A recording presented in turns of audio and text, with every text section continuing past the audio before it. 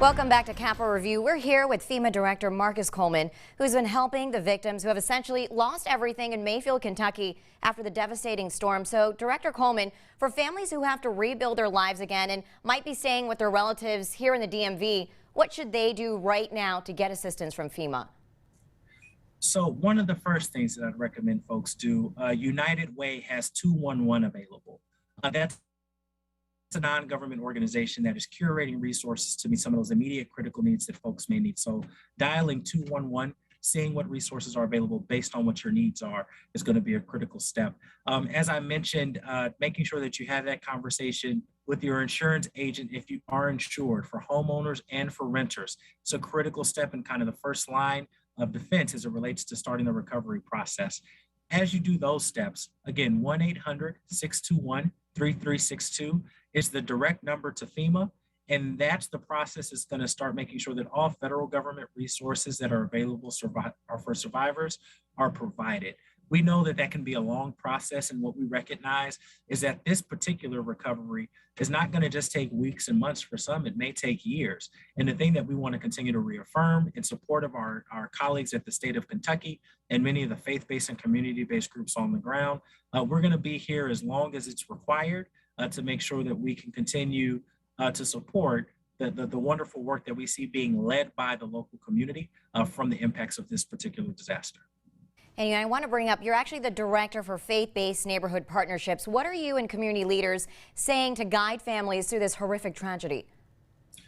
I appreciate the question. There's a call happening right now with what's called the Kentucky Voluntary Organizations Active in Disasters. It's about 100 and so on organizations that are coordinating, communicating, and collaborating with one another to think about current and future needs as it relates to feeding, sheltering, emotional and spiritual care, and debris removal. And so one of the things that folks can have right now, Crisis Cleanup is a non-government organization as well that's able to help support some of the debris removal on private properties. And so we want to make sure that that resource is available. Again, I want to give a big shout out to our partners at the state. Between the Kentucky State Voluntary Organizations Active in Disasters and the state of Kentucky's volunteer coordinator, there are a lot of resources that are coming in from the non-government side. And we at FEMA come alongside again to augment and support some of that existing effort through our disaster survivor assistance teams and helping with outreach. Also want to encourage, many of you may already be connected to a local church or some other local place of worship, making sure that those faith leaders know and are connected to organizations like Salvation Army, the Red Cross, Operation Barbecue. I've seen a lot of partners out here doing a lot of great work.